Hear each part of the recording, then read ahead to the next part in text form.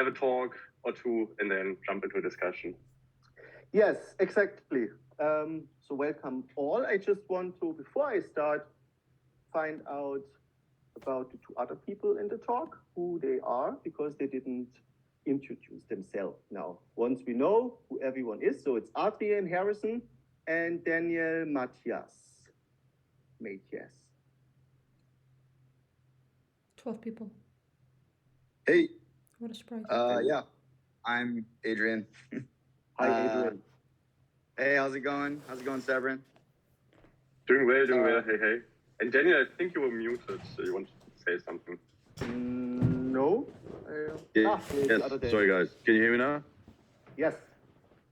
Yeah, sorry, guys. I'm just in New York. It's very cold, so I'll turn off my camera in a minute. I think Daniel, we spoke, Severin, we met.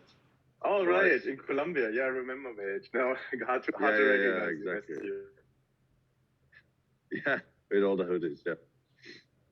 Cool, excited to be here. Of course. So I think now everyone introduced themselves. So we have a picture because in the end it's also about trust. Where do I start? I think we are all here, as I said, for a reason. Something big is about to happen. Let me just switch here. I mean, I don't need to explain the idea of network states. This book has been published about a year ago or even more. And everyone is in the position to start acting, and everyone is trying to figure out where we are heading. We are super early in this movement. We are even lacking technology providers, which are about to start developing Web3 IDs, so on and so forth. So we are super early. And as we know, like with every crypto hype, it could also fire back when there is too much traction, because I think the majority of the people can agree that this makes sense what we are doing, and they are willing to invest in various projects. No matter if it is our background, being a digital nomad community since 2016, who always thought about how can you organize such a community in a fair way that is not owned by a company, thinking about co-ownership of properties, and that's our approach. And there are other people who, for example, Afropolitan Nation, who want to basically help the African diaspora and tap into this energy, which makes sense. And then you have other people like Varam from networkstate.io, which wants to basically create a network state for the Armenian diaspora, which also makes sense. So everyone has a different drive and why, but I think we all came to the conclusion why centralized governance is not working anymore. And it's a really urgent problem we need to solve, no matter if you live in the West or you are from the US or you are from a country where you have a really weak password. I think time is running out, and that's why we are here. We should stop thinking that we are competitors, because the market we are entering is really a €1 trillion or dollar or whatever market. And we need to have a discussion about it, because we will see thousands of those network states evolving, and probably 95% will fail and 5% will make it. Yeah, Daniel, Severin, can you add something here? Maybe I missed some aspects. Yeah, I like this so far. I have a talk later, so I think we can just save the time, and then I can add my 2 cents there. And so probably we are good on time, so let's try to keep this up. Our first speaker, we thought, Tom, you would make a great opener, as you will be going into network states in and of itself. If that works for you, and if you're ready, the stage is yours. Oh, by the way, I'm going to make you host, so please give the host back after this. Here you go. Okay. So you can share. Yeah, so Yeah, let me just share my screen. And, oh, now I get to admit people too. Okay, everyone can see my screen and Yes. people. Yes. Okay, great. Okay, so everyone, I'm Tom. So I run a seed fund called Network Zero, which is focused on investing in the infrastructure for building network states, and I, expect one day also on, investing in network states themselves once we figure out how to structure them in an investable way. Sorry, I lost my mouse and somebody wants to be let in. And okay, here it is. 1 minute. Technical errors. Admit. Yes. Okay. All right. Full screening this was maybe not a good idea. So I'll just do this. Yeah. You can still see, yeah? Mhm. Okay, so yeah, that's what I'm up to. I've been hosting a series of events around the world called Building the Network State. I've had them in New York, Miami, Bogota, Vietnam, Singapore. Been chatting with a lot of different people about different network state ideas, and some really interesting ideas have come from all these different places, including some folks that shared interesting things about the Quaker religion and the way that they do consensus, which is like a whole different talk that I'm trying to get them to do. And ideas around economic zones, special economic zones, things like that. But the recurring thing that I've basically noticed at most of the events that I put together is, and also online on Twitter and all that, most people have this concern about network states being basically put down by people with bigger guns. So in geopolitical power theory, like basically whoever has the biggest weapons, the most powerful weapons, basically controls the power in that region. And so you get, superpowers like China controlling most of Asia and US controlling most of the American trisphere to some extent, whether directly or indirectly, right? And so everyone's always like, oh, well, if you make a network state, then like some, guys with whoever is going to be your local power is going to show up with guns and like force you to do stuff. And so I think this is, I think it's a misconception that like that people, when they hear about network states, they go straight. Some people just go straight to that, and so I wanted to address that by, I think, defining a little bit better what a network state is, because I think with some better understanding of what a network state is or can be, then it becomes, I think, a bit more obvious why the guys with guns don't matter in the same way that they don't matter for Bitcoin. So, in order to do that, okay, navigator. What is a network state? Let's get into some definitions. So, if you go look up, sorry, somebody is echoing. Can somebody mute somebody who's echoing, and can they mute themselves? Hello? There, that's better.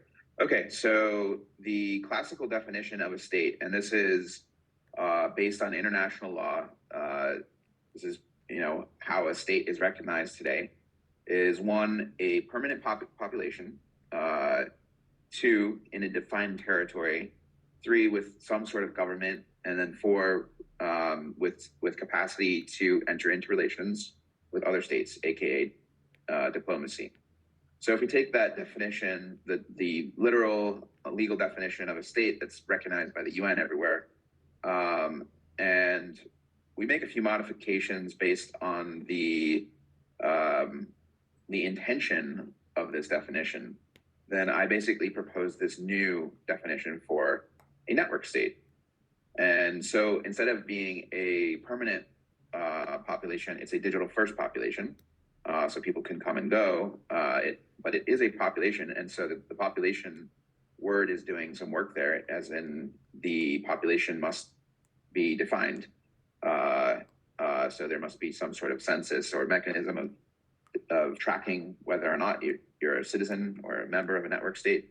But it is a digital first population, and so therefore it is not a permanent population. People can exit when they wish, people can join when allowed. And so the population itself can be fluid, even if it's defined.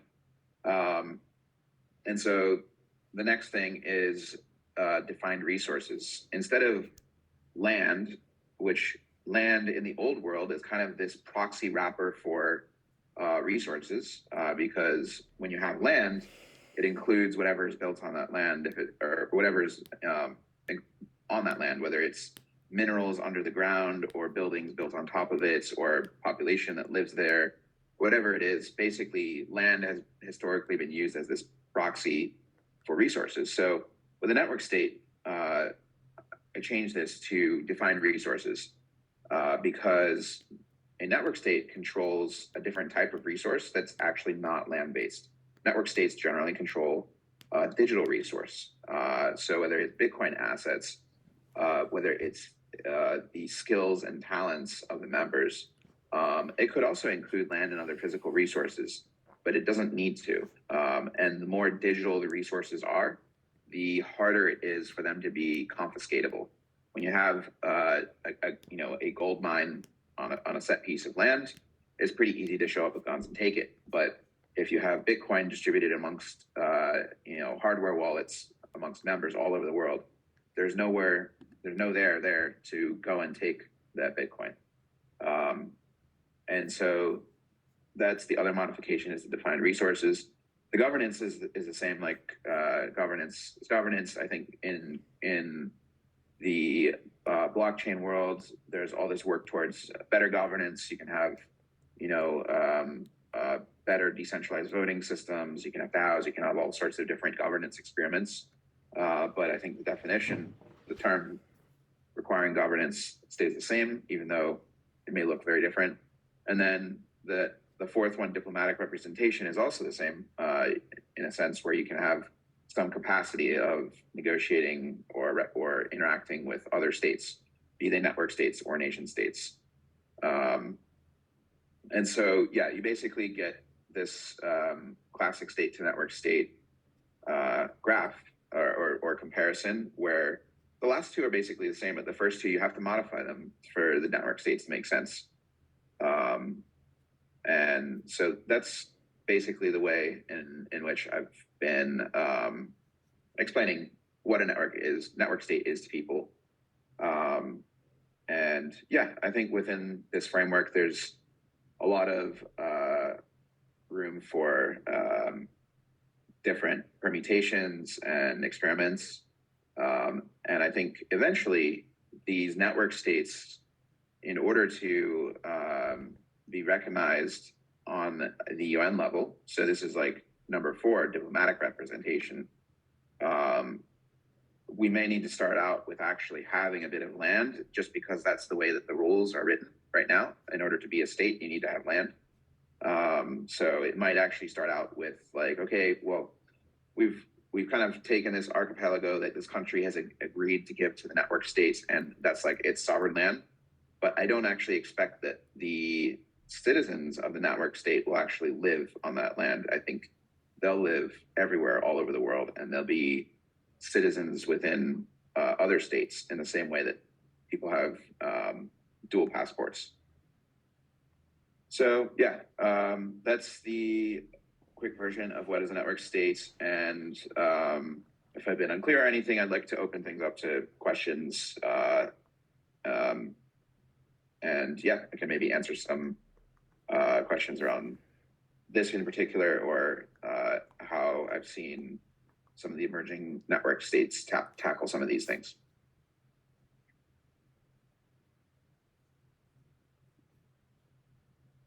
Yes, thank you very much for the presentation. I think we have time for one question, maybe two, and then the rest we have an open discussion afterwards. Cool. Yeah, just feel free to just unmute yourself and speak, or if there's no questions, then Quick question here, Tom, next. from Raj. Sure. Hi there. According to your Hey, Raj. definition, thank you for your presentation. Hi. According to your definition, would you agree with the statement that big tech are currently network states because they have diplomatic, various nation states have embassies in Silicon Valley specifically interacting with big tech? Almost, because the citizens have not opted into being a state. They haven't voted for a state, and so they're they potentially are close to being there, but that population, that defined population, that word is doing some work. Where in order to become part of a population, you have to opt into being a citizen of that state. So Facebook has many billions of people that are users on their platforms. None of them have voted for Facebook to be a network state or to represent them in governance or anything like that. Would the employees constitute sort of feudal serfs in a feudal version of a digital network state? The employees of Facebook? I don't know. They're pretty well-fed serfs. Their defined population, not all nation. I'm just being argumentative here, but not all nation states like North Korea, have democracy of the sorts we're talking anyway, right? Yeah. So I mean, employees are not. They haven't opted into a nation-state agreement. They've opted into an employment agreement of which they can leave at any time. So I don't see how big tech employees are feudal serfs.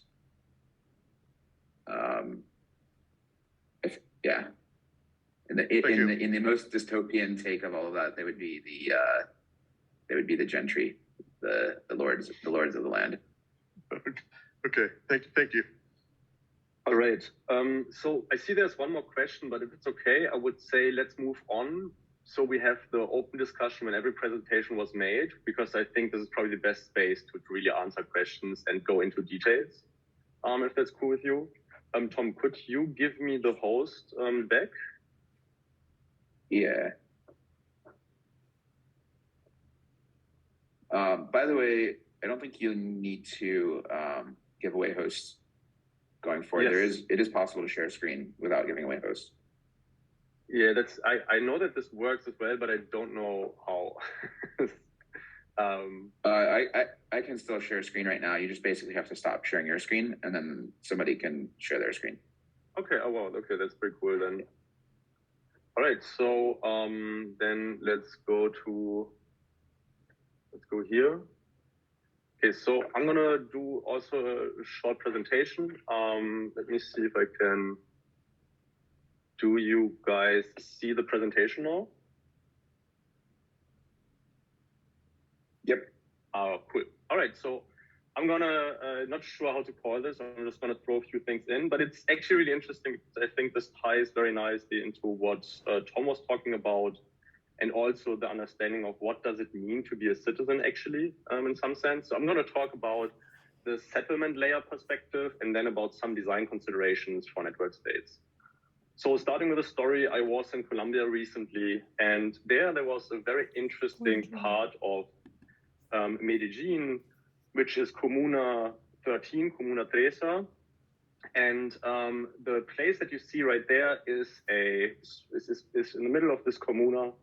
And up until 2013, people, gang members, did the initiation there, which basically involved the initiate to kill another random person they abducted. And the initiate had basically the choice of killing the person or both him and the person he was supposed to kill being killed. So it's absolutely brutal. 2013 there. Now you see, not even 10 years later, there's tourism, everything going on there, which is like a crazy shift that happened there. And it's very interesting to see, right? Because so one part of this is definitely a huge element of military intervention, right? This ties into the just violence or power is very important for these things. But there's also an interesting thing happening in terms of local settlement, I would call this. So if a tourist gets robbed there, and the local gang leader know this, then this person who robbed the tourist has like 24 hours to give back the stuff to the person they robbed, or they will get basically executed, which is obviously very harsh punishment. But the point being is that this kind of works to create more safety there, which is interesting, right? There's an escalation ladder there. There's some kind of process. And at the end of this process, there is violence. And this is actually not so different as it works everywhere else. So I want to talk about settlement layers, and I say those are a fundamental part of human society. If we want to understand the design space for network states, we need to understand the role of settlement layers in human society. Blockchain is a paradigm shift that touches the very fabric of human society, and blockchains are a fundamentally new settlement layer that extend the design space for human society, right? So I'm trying to establish this word settlement layer here in a broader sense than the classical sense where it's only about financial settlement, basically including legal settlement. So let's go into a hypothetical natural settlement situation. We just have two people, there's no one else. Person A, you stole my fish. I gave you a rabbit pelt the other day. No, you didn't. Yes, I did. That's conflict resolution in a nutshell, right? If there's nothing else. Now you can ask yourself, how does the dynamic change when you embed the dispute in a small 150 community people? And then how does the dynamic change when you scale that community up significantly by multiple orders of magnitude? And chances are you will arrive at something that looks like what I would call a socio-legal settlement layer. So you have a bunch of people, and those people come together to form a social contract. I'm sure many of you know this, right? They give away their right to violence, pool this together in an authority, right? And then this authority has the power of legislative, judicative, and executive. So basically create the rules, interpret the rules, and enforce the rules. And what this does then is now I can, for example, go into contract with another person. And if there is a dispute over this contract, I can go to a court and the court makes a ruling. If I then don't follow this ruling, a policeman will show up at my door. And if I don't comply with the policeman, he will use force. And if I resist the force, he will escalate the force they use, right? So you see that this is kind of a settlement, right? Most of these things, they happen on the contract level and they stay on the contractual level. Only in the absolute edge case, you see the escalation chain going up, but it has to be there for the system to be consistent, right? So execution or settlement depends on a chain of processes that fundamentally are based on the possibility of physical escalation, use of violence. All right. So I say any viable state must provide its constituents with a functioning settlement layer for transactions and legal disputes to enable a platform for reliable economic activity and safe civic life. So now it's very interesting. Let's look at the crypto digital settlement layer. So we have people that come together, or entities, they have keys. Some of these keys are tied to machines that do things, and then those come together. They have a consensus algorithm that forms an authority, and the authority can arguably interpret the rules and can enforce the rules. And then you have something like either it's hard-coded or in many cases you have a smart contract, and the smart contract creates the rules, right? And so here the really interesting perspective here is that execution or settlement happens automatically based on code, and the consistency of execution depends on the game theoretical protection given by crypto economic mechanisms. Or put differently, it's the first time in human history that we can actually enforce ownership rights without the threat of violence, which is this is a paradigm shift, which is crazy. So if you look at this, I think about these spaces like this. So you have the socio-legal settlement layer design space, and then you have the crypto digital settlement layer design space. And there's some things only one or the other can do. And what I postulate here is that this is the potential of network states, or this is a potential of network states, not the potential, but that's what I'm interested in. So now I just want to go quickly through a few considerations for network state design that kind of come out of this. It's 6 questions for network state, or it's like an evaluation framework. I call this POGAS. So it goes like people, organizations, government, enforceability versus executability, rules and regulation, and societies. So people are questions like, how do you identify and deal with individuals, right? How do you decide who can join? And this is then the ID question, civic laws and immigration. Then we come to organizations. I think a really overlooked topic. I think this is actually the most interesting topic. The reason why Singapore, why Switzerland is so successful is because they have very interesting organizational forms that you can use and leverage their platform. for economic activity. So how do you identify and deal with organizations? Next, government is the governance, and then the functions of government, of legislative, judicative, and executive, right? So writing rules, interpreting the rules, and enforcing the rules. And then if you think about enforcement, and I don't have much time here, and I want to stick to our schedule, but enforceability is a really interesting concept that you come to that ties to, well, okay, if basically, just to illustrate this quickly, well, I can sell you a car with a contract or something physical, and because there's some physical enforcement, right, police, etc., around in a working system. But how does this work on a digital settlement layer, right? There is no person with a gun, at least in the first instance, that can do these things, right? So, are there any secondary mechanisms that we can involve, right? So, putting up stake that can be slashed by a court oracled smart contract, or using systems like Charmas that are used in Africa, which are really, really interesting, or reputation systems. To answer this, I meet them and I am figuring out if they want to have them in my network state. That's it. You can't make that up story. And I open up the door for coercion and corruption again. So I think when you think about enforceability, you have to also realize that there Organization story, we'll talk about only in person. Somebody to defect your system or to leave the system, which I think is actually really desirable and important. All of this is completely not important. That I think is native to network states. Then some questions about rules and regulation. And then societas is everything about community, culture, education, civic life, and utilization. These are my 10 minutes. There was an example design, but maybe I just show it, but I don't think it's so important. That's it. Maybe we save the questions as well, or one very quick question, and then we move on, and then we have the discussion afterwards if there's a question.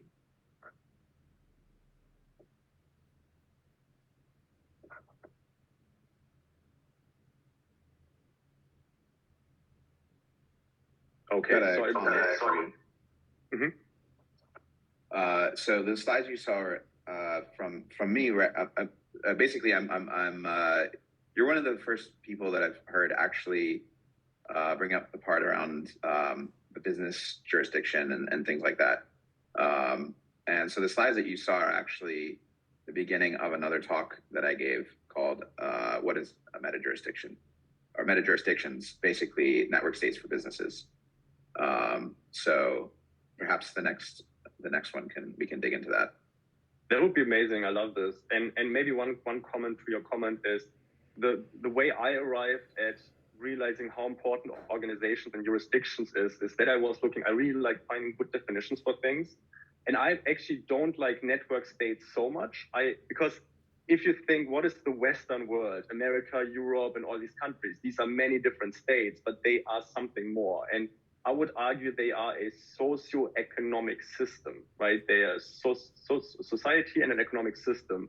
And I feel like if we talk about network state, we want to change these things. I think it's not only that we want to change, we want to be a country, but we also want to change these systems in a different way that works for everybody involved.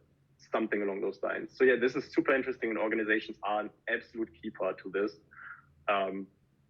Cool. Thanks for recognizing this. I love this. Cool. So then let's move on.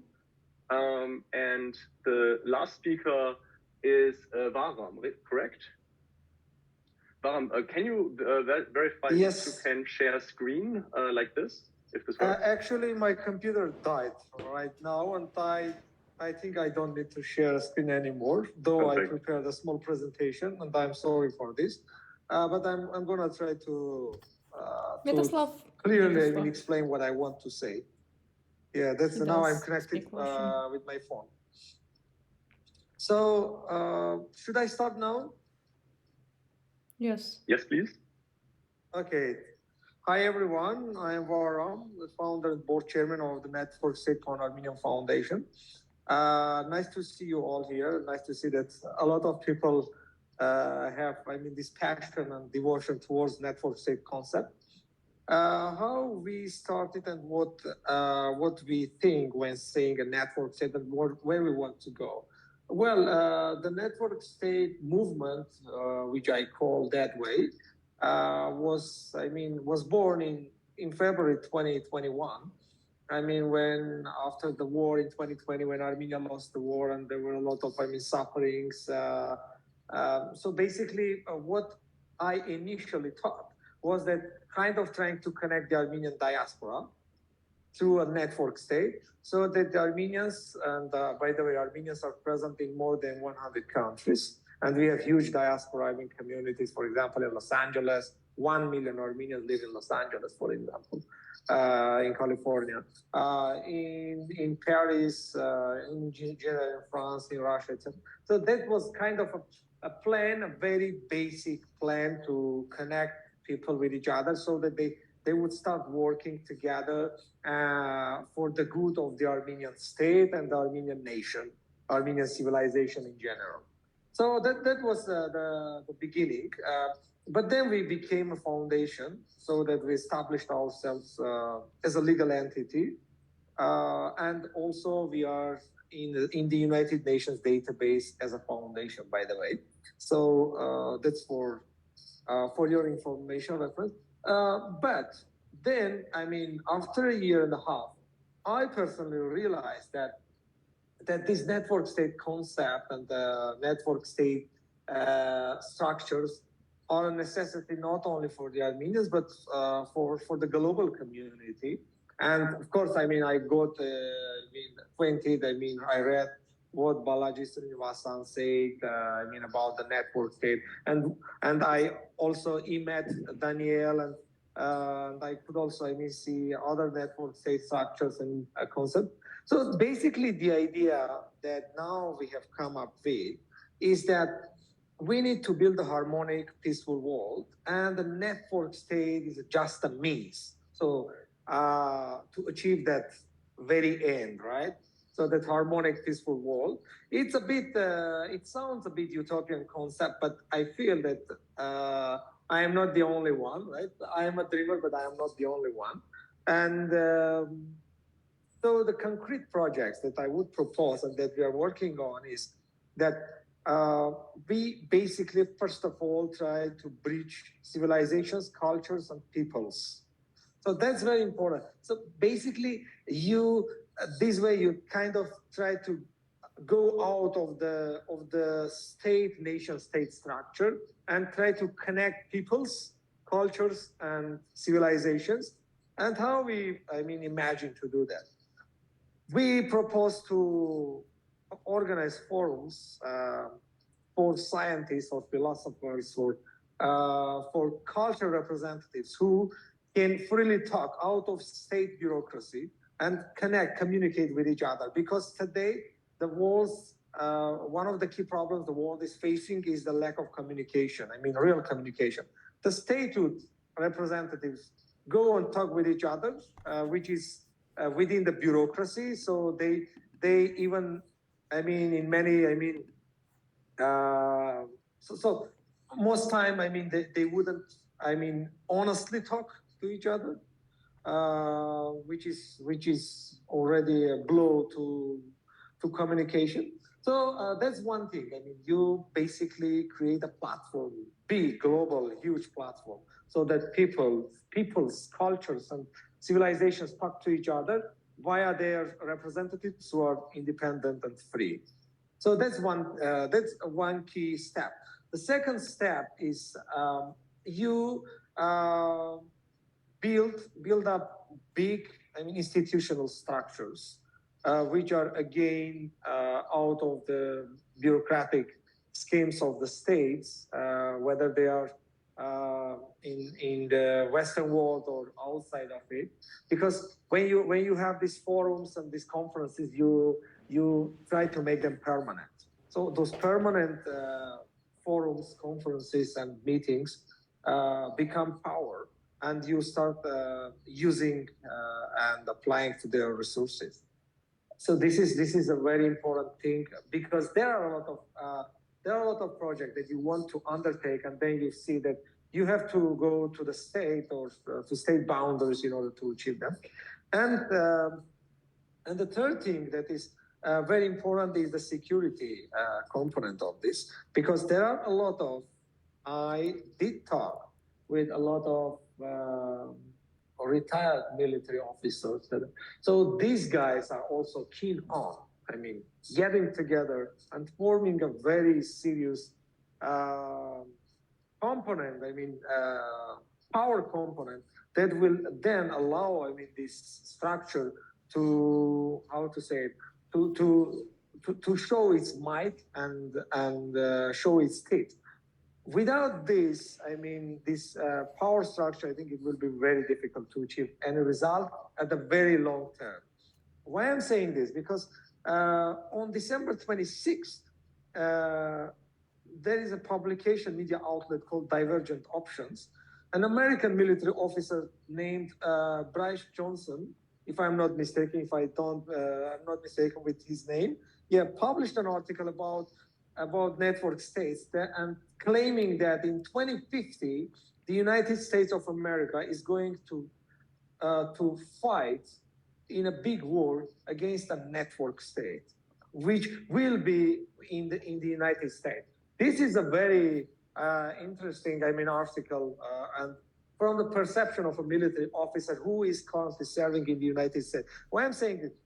Because we talk about blockchain, we talk about, I mean, technology, we talk about independent cities, we talk about how Balaji sees, I mean, this, I mean, forming of the network state and how it can compete or cooperate with the states. But I would say that our main focus, in my opinion, would be the people everywhere. I mean, because if you can go to the hearts of millions of, even billions of people, then you will win. You will win that game. And it's not like, I mean, you, from the very first day you say that, okay, we are coming to abolish the nation states. But first of all, the main thing is that you need to be a virus in a positive sense, so that people everywhere, in the United States, in China, in India, so realize that the cons and pros of this network state movement, the pros are higher than cons, because if you are within a global community, which is based on the philosophy, on the very ideology of the harmonic world, and the network state is a structure, is a means to achieve that harmonic world, then you will definitely win this game. Because what we are facing now is a unprecedented level of crisis. Maybe last time the humanity faced this type of crisis during Ark of Noah time, when that big, I mean, flood, I mean, took place, and humanity, reborn, right? Was reborn. So this is what we're facing now is like something like that, because people have started talking of nuclear war, and people have started talking about bombing each other. I mean, there is a hocus pocus in international arena, and the most important thing, the humanity itself is facing a decadence, a huge, biggest crisis of values. So people have forgotten the humanistic values that we were used to grow up with and we're used to living with. So this is a very important transitional factor. What I propose is that let's write down a roadmap of how to make this civilizational transition. So based on values. And the number one value would be a harmonic world where people would cooperate with each other rather than compete. Now we have a world which is based on competition, and this competition is a very ugly competition. It's not a healthy one. So for that, I mean, the Armenian contingent, the Armenian diaspora, and the Armenian civilization itself will be definitely ready to serve, because we, throughout history, used to work on this, I mean, in this direction. If we look back to 2,000 years ago, or 5,000 years ago, or even 10,000 years ago, so people in the Armenian highlands were kind of trying to connect people in Europe with China, with India. So this communicator connector role, we need to take as a network state, this communicator connector role, so people would come and talk to each other. And when talk with each other, not to each other, with each other, then we'll definitely find that great solution. So the first thing, the most important thing is that if we accept that we need to reach to people's hearts, that's the most important thing. Not the brains, but hearts, because people, I mean, anyone, I mean, can be very clever, I mean, bright brain, but they can be ugly. I mean, they can be evil. So ugly, I mean, in terms of, their ideas. So basically, that's the most important thing: how to reach people's hearts, and the network state needs to serve it, so that the network states are coming to the world to save the humanity from the collapse and decadence of value crisis. We need to bring humanistic values back to people, and there are 8 billion people, and I think the majority of them would be definitely fond of this solution, so that to get back the humanity. Because if we talk about AI, we talk about 1 more minute, please. I'm just finishing. If we talk about AI, if we talk about technology, topic. The humanity is not ready yet to absorb the technology that we have achieved so far, that we have, established so far, because the technology has developed with skyrocketing speed, but the humanity as a socium, as a social strata, hasn't developed that way. So our main focus would be to reach people's hearts that with a clear message that we want to come to build a harmonic world, and the network state is coming to serve that biggest ideology, that biggest idea. And I, as a network state for Armenian Foundation founder chairman, is here to serve it. You can know more about us at networkstate.io website, and I am here to answer any question you can have. And sorry again for not sharing the presentation because my computer died. Sorry for that. Thanks a lot.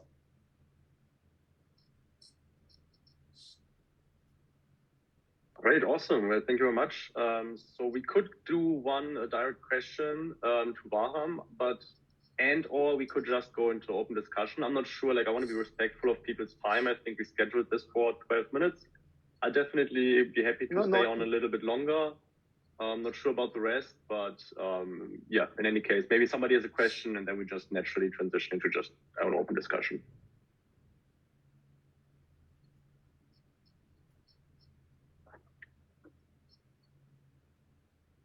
Adrian, you can just unmute yourself and just ask if you want to. Yeah, so my question is, do we have effective precedents that we've seen get to that level, or who's closest, and how did they get there?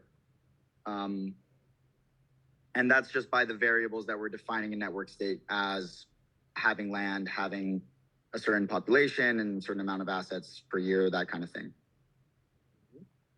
I can answer this question. I think the most prominent and powerful example are the Knights here in Malta. I'm always saying this, existing since 950 years. They own a lot of embassies around the world. They have their own passport. They are recognized by 50% of the states. And they come in peace. They don't have an army, and they are incredibly powerful and existing since 950 years.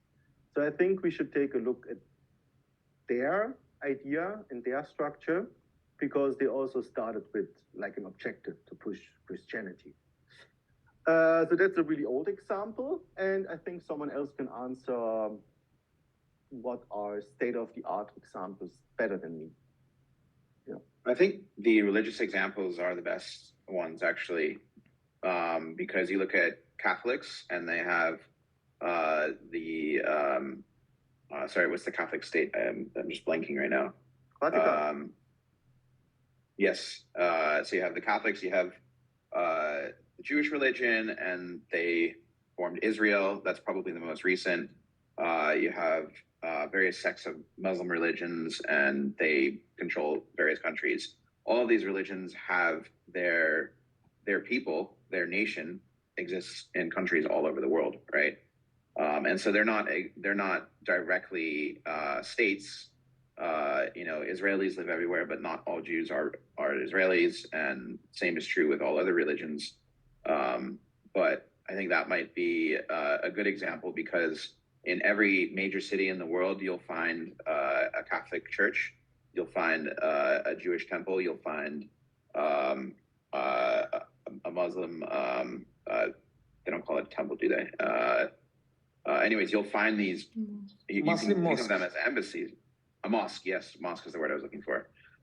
You'll find these embassies, if you will, in cities all over the world for these religions, and that the topography of that looks very much like a network state, in my opinion. And so, like, non-secular examples, more modern examples, yeah, I think we're still looking for those. You have, yeah, I mean, Singapore is probably the most recent country that kind of took an idea. Singapore isn't a land based on resources. It's an island. I joke that it's a sandbar in the middle of nowhere with nothing valuable on it.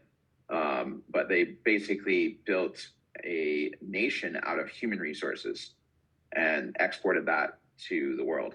And so that might be an example that's more business oriented. But yeah, I kind of look to this model of like the way that religion structures themselves. I was just in Bogota, and I saw that the Scientologists have a massive building, a Scientology building, and these are like all over the world. So yeah, that's, I think, quite interesting. Do we? Oh, go ahead. No, please. No, I was going to follow up, but do we know how Singapore got its diplomatic recognition in the end through its economic power? Yeah, it's relatively straightforward. Singapore is an island off of the tip of Malaysia, and there was a small civil war with Malaysia. And the Malaysians were basically like, okay, just go have your little island. We don't care. So they just basically gave it to them and let them have it. And then then Lee Kuan Yew, and this is like a very brief history. Lee Kuan Yew kind of pulled things together, made themselves what they are right now is a credibly neutral jurisdiction in a very corrupt region of the world. And so this became a way for Western countries to do business in a way that they understood, with a completely different culture. So it's like a translation jurisdiction. And it became a trusted jurisdiction because they set a precedent of having fair courts and things like that. And so every other country in this region, the judge is basically worth whatever you can pay them. So you can't get that in Singapore. So this is why, like, Western businesses are like, okay, if you want to do business in Indonesia, why don't you just come to Singapore? We'll do business there. It's a neutral ground. I may add something here. I mean, generally the question is, do you ask for allowance, and do you want to deal directly with existing power structures? Do you need anyone putting a stamp on your network state saying you are now a network state, or is it more intelligent basically to hack the system from behind without going into confrontation? Because just imagine we would have this call in 2012, Bitcoin is 50 cents, and then we would discuss if we want to contact the Federal Reserve European Central Bank. If they say yes, go ahead. Of course they will not say go ahead. So it's the question, and probably there is no truth. There are both ways which will work. But So this gets to Cartographer's question in the chat, which is, how do you overcome existing restrictions in certain countries? And the most viable route that I've been seeing network states going is that, being a network state, like Bitcoin, you don't ask permission for it. You just do it, right? Mm-hmm. But you also don't break the laws where you live, right? Mm-hmm. So your network state might be about something. It has a commandment, or it has a set of values, or it has some mission. But the citizens, just like if you're a European and you visit the U.S., you don't violate the laws in the US just because they're different in Europe, right? So the citizens of your network state shouldn't violate the laws in which they're living, even if it's not, even if it's in disagreement with the point of their network state. They should work more towards working within the system to change the local laws, or leave and go to another country that is more aligned with the network state that you're in. So most of the thinking that I've been hearing these days has been around, okay, yeah, if you just like stand up and say, hey, we're a sovereign state and we're gonna like put a flag in this land and this land, then you'll get people with guns showing up because you're trying to take people's land, right? But if you're kind of just starting off as like, oh, we're a network state, it's not a real thing yet, like, don't worry about it, it's basically like a club. Then like they'll be like, okay, great, well, companies, private membership organizations, these all can own real estate, right? They can own land. You can buy a building, you can buy houses, and so you can do that under the guise of this like any sort of internationally recognized organization. And what is at the end of the day, what is a state and what is money? It's really whatever everyone hallucinates together to be a state or money, right? And so when you build up enough of these people that are saying like, okay, well, you recognize us externally as like a membership club or a company or some sort of organization, but we think of ourselves as a nation or a state. Over time, you get enough people, and people are political power, their influence. And so over time, it's that trend of like, first they ignored us, then they laughed at us, then they were angry at us or tried to stop us, then they accepted us, right? And so like that, I think is the most plausible trend for seeing this emerge, where at first they're just like, okay, yeah, have fun with your little network state club, and they'll just ignore us. And that's good. That's how we get people together, and we can bring them together within the places they live already. They don't have to move to a new country in order to participate. So yeah, I've seen a couple of different approaches, and I think that is the most viable sounding one that I've seen so far. Yeah, and if I may add, I like this perspective, and I think there's like different routes to this, and it probably makes sense to try to dissect them, right? So I think one aspect is the example of religion, right? I think it's more on the line of a nation, of one commandment of values and these kind of things, culture, community, whatever.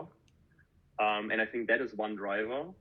And then taking the example of Singapore is another driver, right? Here it's not, you don't join Singapore because, oh, I love the leadership and Gambe and let's go. But it's, well, okay, or maybe you do. Of course. But I think the main success driver of Singapore is the example of the jurisdiction they have, where they offer a platform economic activity to happen that otherwise couldn't happen, or would have just higher costs to happen, right? And I think that is probably a thing where the digital nature of network states is actually where there's actually like, I think there's a need, right? Like everything that is international, right? Everything that is beyond the the states gets a little bit ugly dealing with these things. And then if you deal with people and it's just digital entities, it gets even uglier. And I think their digital jurisdictions can put on a real foothold. And then, so what I want to say is like, I think there's two ways people can join with their hearts. And this is a way to bring people in, and people can join for reasons of value, or you're offering something that they really want to have. And I think access to community or land and these kind of things are also part of this. And the question is, how do you bundle these things together in a way that makes sense and attracts the right kind of network you want to attract? One thing I'll add to it, another mental model that can help people understand the transition from a meetup to a country is to think about political parties. So look at how new nation states have been formed in the past, or how new governments have been installed in existing nation states in the past. And it's usually around some sort of political party, right? It's a political party seceding, it's a political party taking power, overthrowing whatever it is. And so you can think of a network state before it becomes sovereign. You can think of it as a global political party that has some alignment of interests that wants a particular agenda to trickle down into the local politics everywhere that its netizens are living.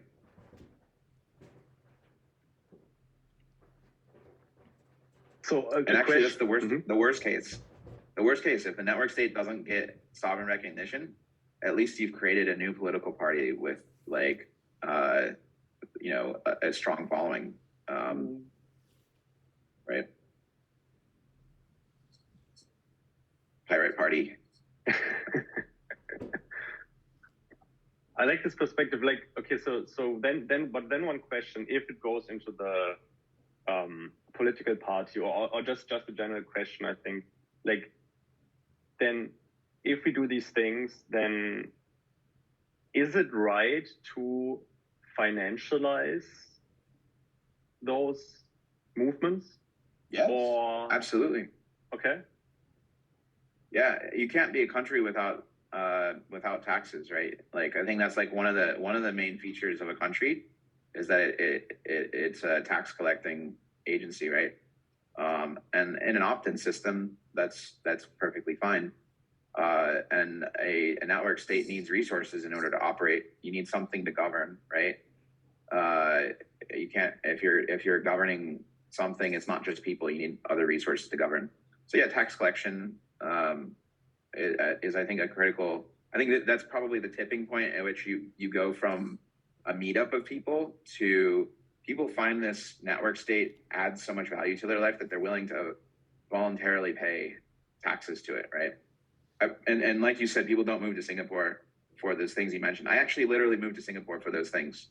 But the reason is I can leave Singapore whenever I want. The Singaporean citizens don't have a choice, but foreigners do have a choice. And the total safety and the rules are actually very reasonable. And the government is the most efficient government I've ever dealt with in my life.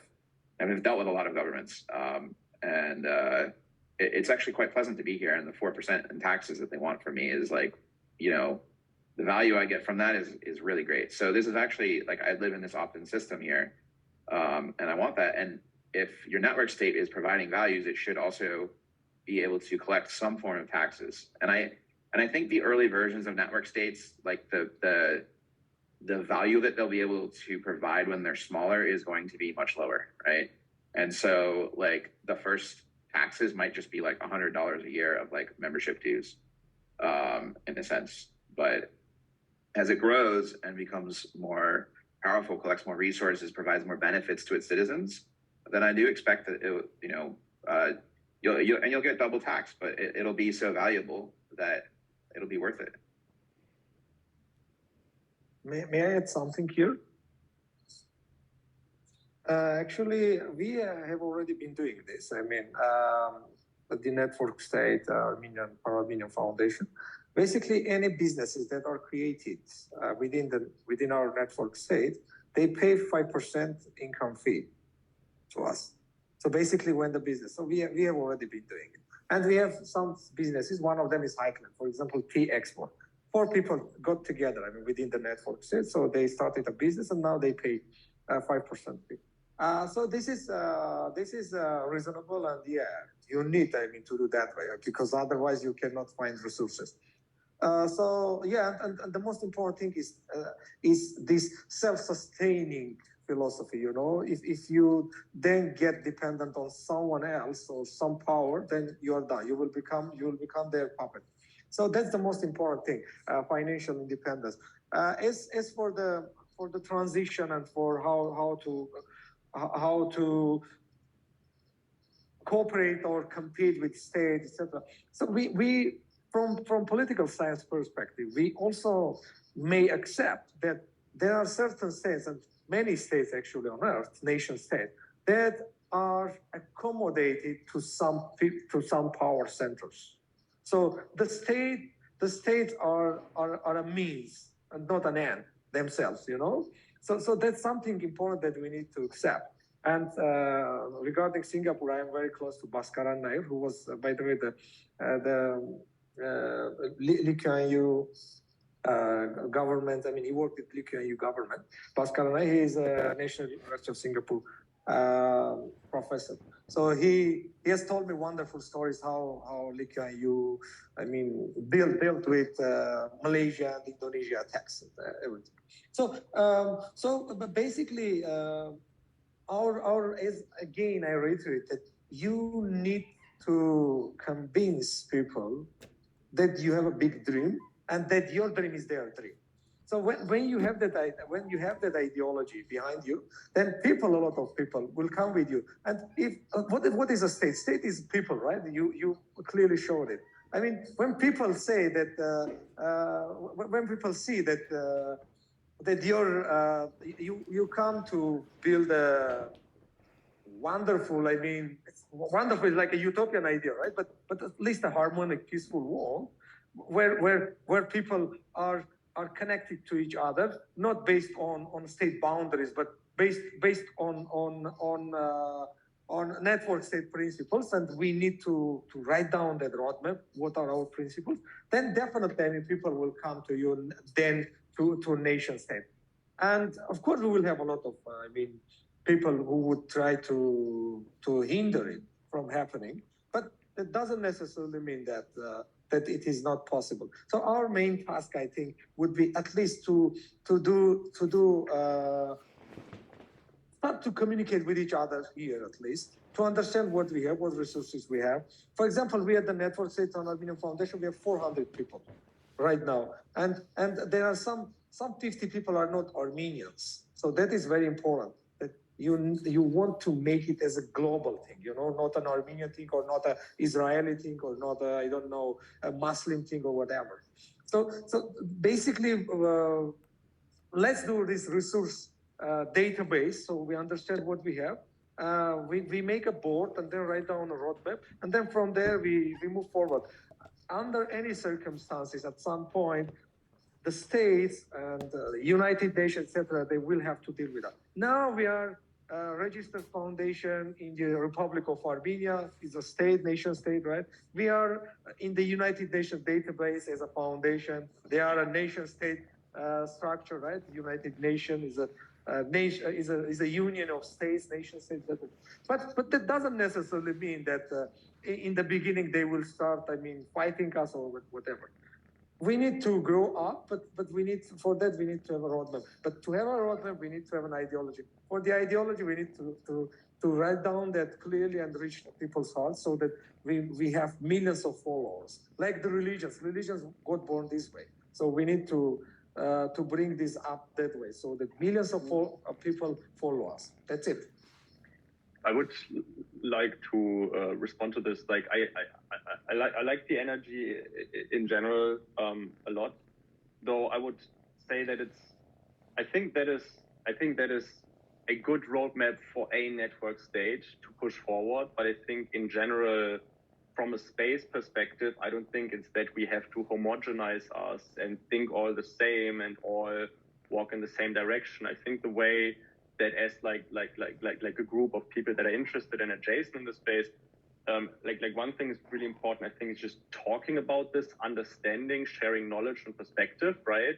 Having these discussions. So, for example, I would both softly disagree with Tom's recent statement about taxation. I think, yes, taxation is a good point, but I also think there's a design space beyond taxation that is viable. And I think that I would love to explore this. There are some designs actually inspired by Singapore. And then to Varam, for example, you said that at some point you are envisioning a world where there is network states instead of nation states. I personally think this is I'm not sure if I want to envision this, because it seems to me like very confrontational in the basis of it. And I think like what I envision and what seems plausible and still nice is like one, and can be an in-between step or doesn't have to be, but where it's like nation states, right? They are like banks in relationship to Bitcoin in longer vision, right? They will probably not go completely away. I think there are some things that nations are uniquely equipped at doing. For example, having land borders, enforcing those land borders, and having police. And yes, of course, I don't like these things, but they are a geopolitical reality, and I don't think these will solve. And if you try to solve them, you provoke conflict.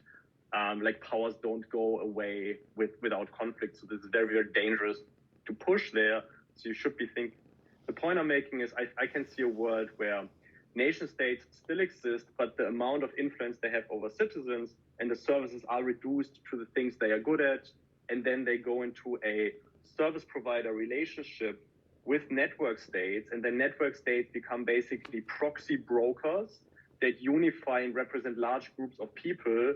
And therefore we create a great world because now we are not divided anymore, but we can unionize around these things and then catalyze our power and deal with these states on a more eye-level thing, right? And I'm not saying that my perspective is right or your perspective is right. I just think it's valuable to have multiple perspectives and encourage multiplicity, polycentricity, and talk about these things and openly exchange our knowledge and our perspective. And I can also... may I make just one very short clarification? Thanks a lot for the comment. Actually, I think there is a bit of misunderstanding about, the network state, nation state. What I propose is when you start a global movement and when you reach people's hearts, you don't abolish nation states. No, the people who make decisions in nation states are your people already. So basically, you are everywhere. That's why I mentioned that states are accommodated to some power centers now. But you, as a network state, you become that big power center, which has that clear, not an evil, but benign ideology of building a harmonic world because you are a network state and people believe in you, in your ideology, and people who make decisions in the United States government, in Russian government, or in Chinese government, they don't think of bombing each other, but rather they feel they believe in your philosophy and they cooperate rather than compete. So that was the idea of this global movement that reaching people's hearts. Yeah, thank you. I can also add something here, something really practical, how to do the transition and how I see what will happen. So I was involved with the Nomad visa here in Malta, where non-Europeans get access to the Schengen area. And of course, I saw what were the first countries issuing those Nomad visas, how could they be convinced, and what was happening here. Right now, we have 52 countries which have Nomad visas in place. Some of them don't even charge tax, like Malta. Of course, other entities don't like this and they pressure Malta into charge tax. What happened recently, the European Union said, guys, you need to charge tax, okay. But I think when you reach a certain tipping point, they can shut down one visa program, but you cannot shut down 52. And soon we will have 100. The same will happen with digital jurisdictions like we saw with Palau. They are thinking about having a digital company register. And of course, they can be shut down in 1 hour, one call, and they have to stop this program. Once Malta joins, and this will happen because every country has a specific interest. You need to understand the interest of Malta is they don't want tax, they want people to rent the houses here a few months. It's really animalistic interest. And you analyze the different interests of the different countries. Yeah, so I think you need to attack with positivity. And you need to also, what you said, Varam, a positive virus.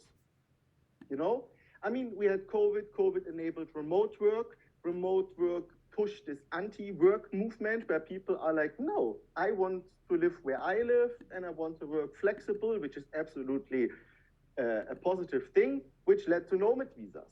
And we need to be really smart. What is the zeitgeist? The moment the big guys are starting a fight, a lot of people will say, wait a minute, until here and not further.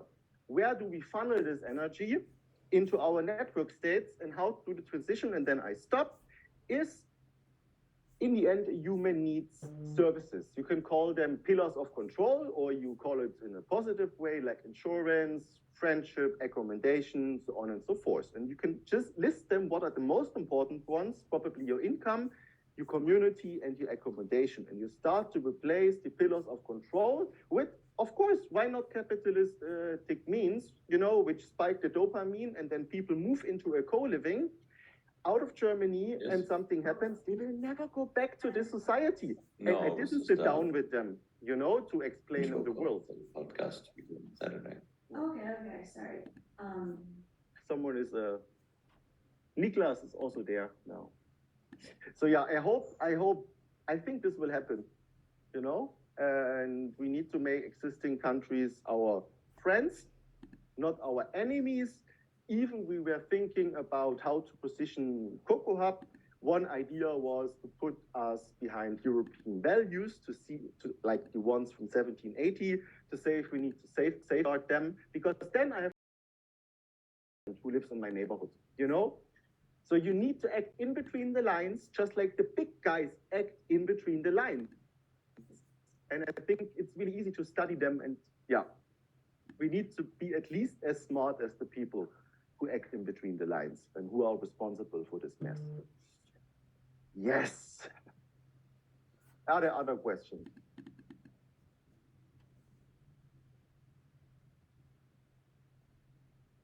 No, sorry guys. If folks have time, I would love to hear about what's happening in Honduras. I see we have a couple people from Prospera there. And last I heard about Honduras, like it was kind of everyone got rugged by the local regulator. So it sounds like there's like stuff happening there again. So I'd love to hear from those people if there's time for that.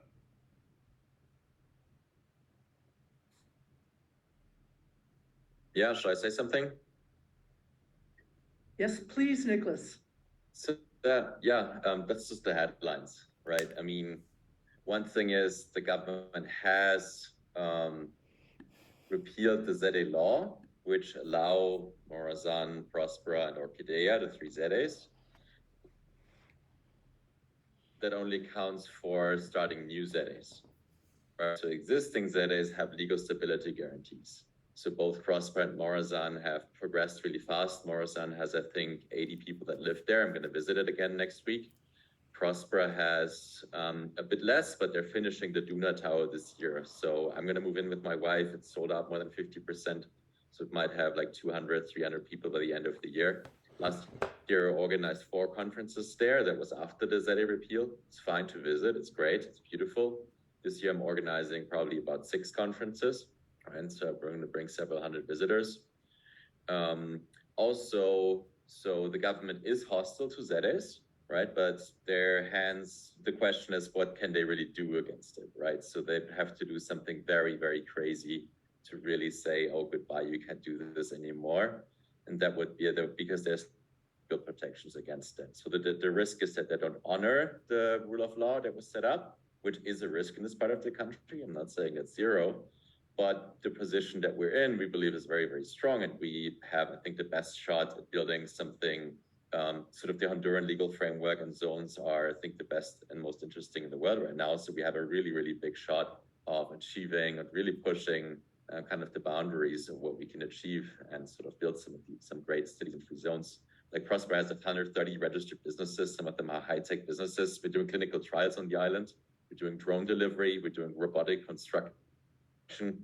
So we have a bank that started, right? And there's more and more businesses coming, right? So our strategy is to, build and build fast. That makes it easier. This makes it harder to shut down.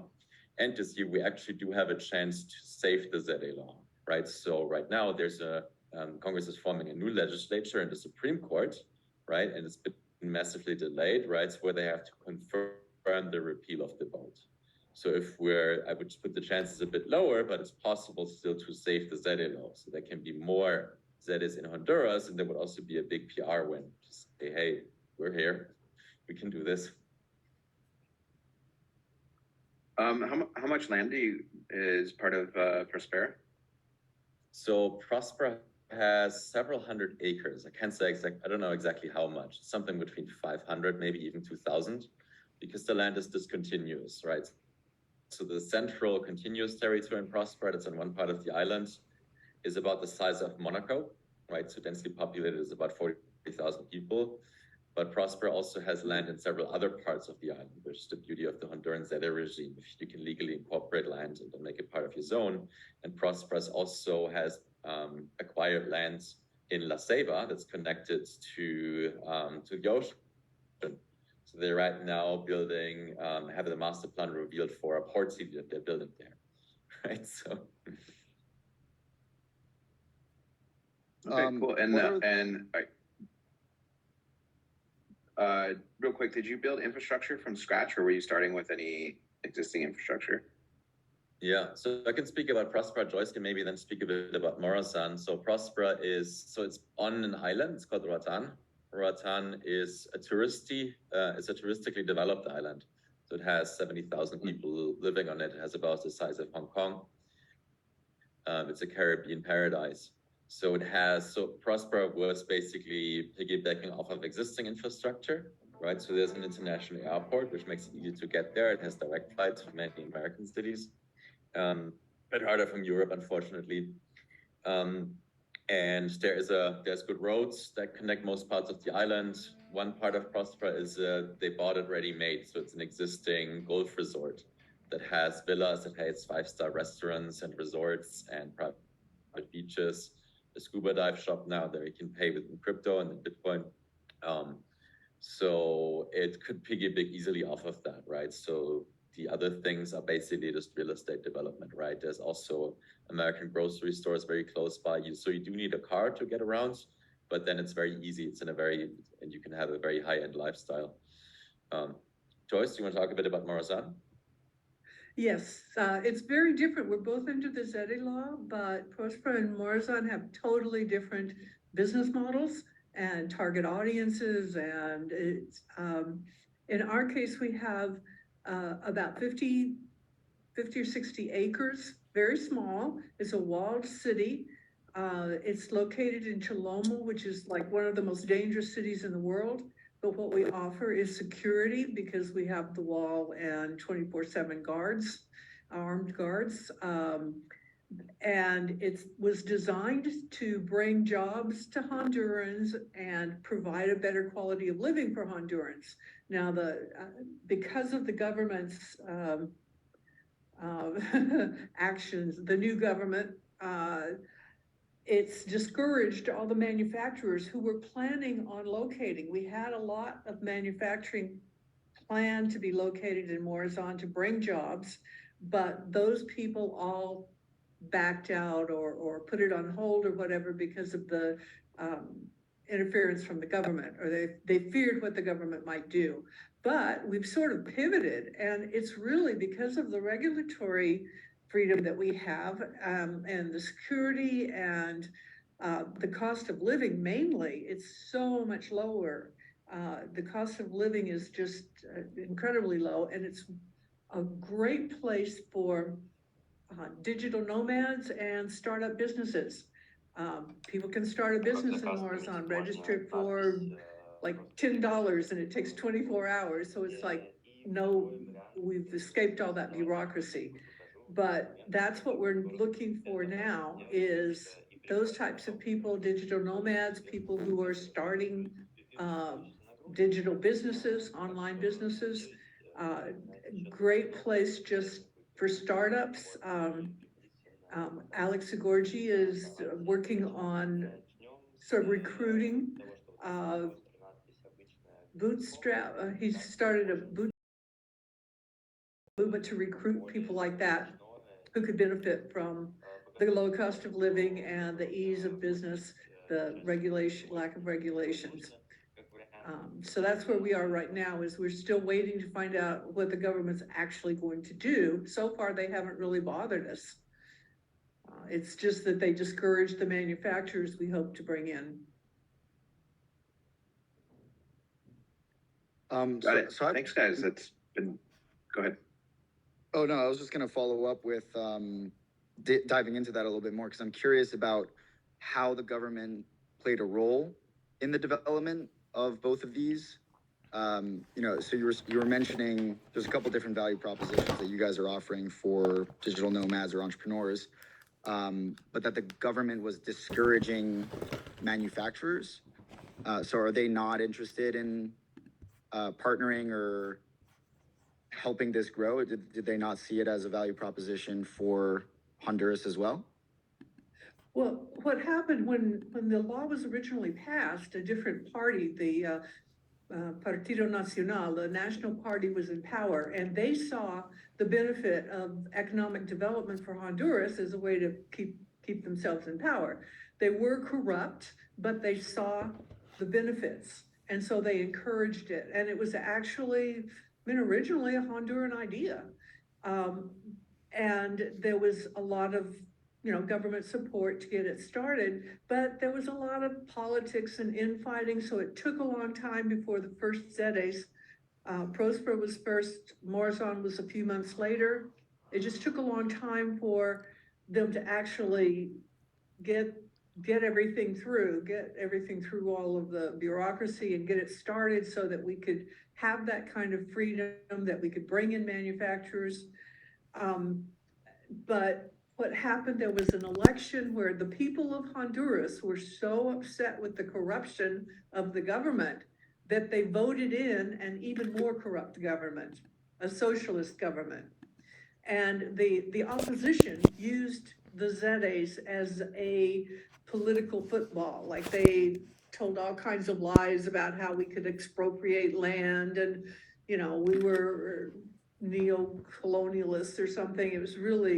It was all totally false, easily debunkable, but we couldn't really, if you tell a lie often enough, people tend to believe it. So anyway, that's why the socialist government is very much opposed to freedom. They're opposed to, economic development by US companies. I personally think that they're looking to make a deal with China. And China is always, when China comes into a country, they put in a lot of money, but they also basically take over. And I think that's what the current government is doing. They're admirers of Venezuela and Cuba. So obviously they're opposed to free market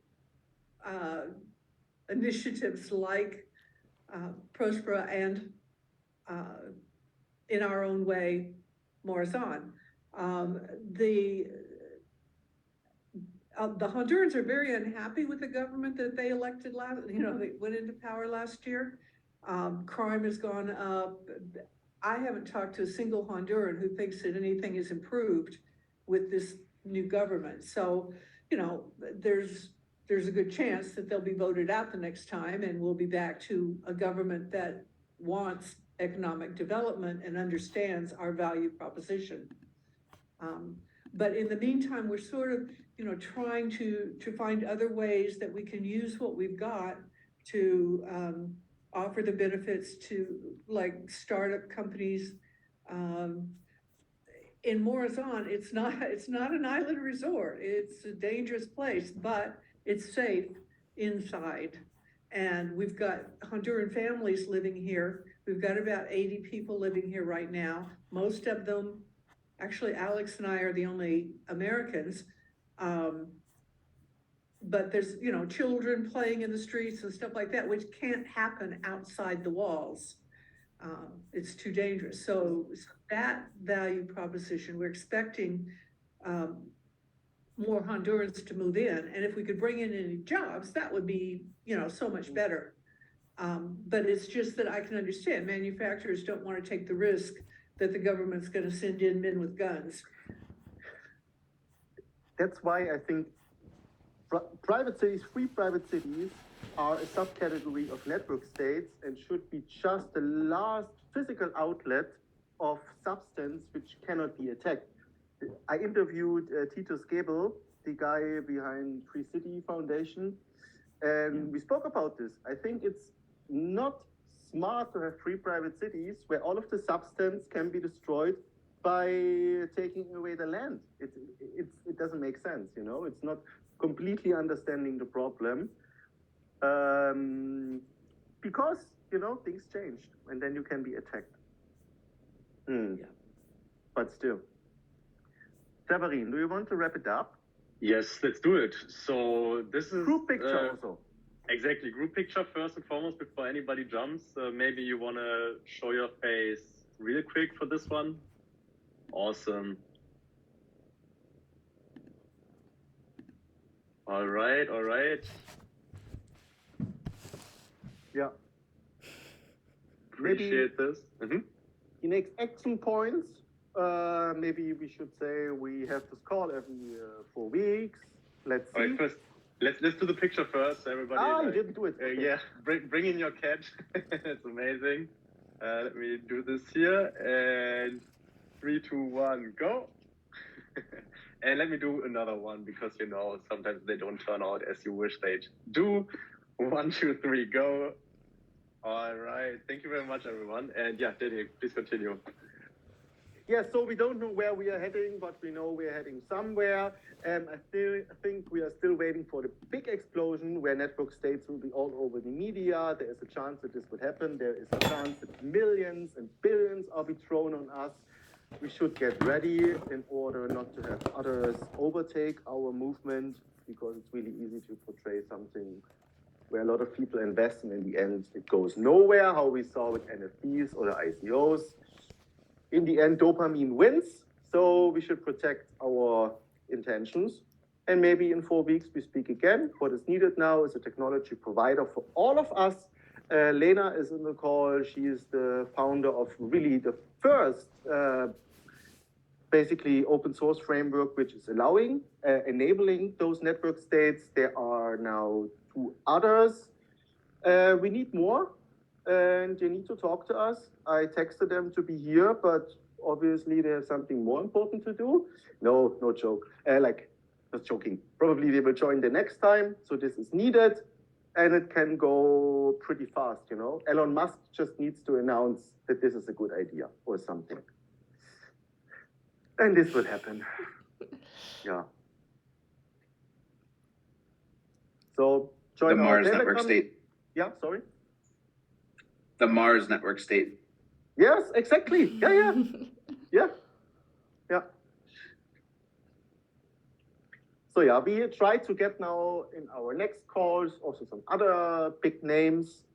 I think this will happen because I just see a lot of podcasts, but no real online hangouts on a regular basis.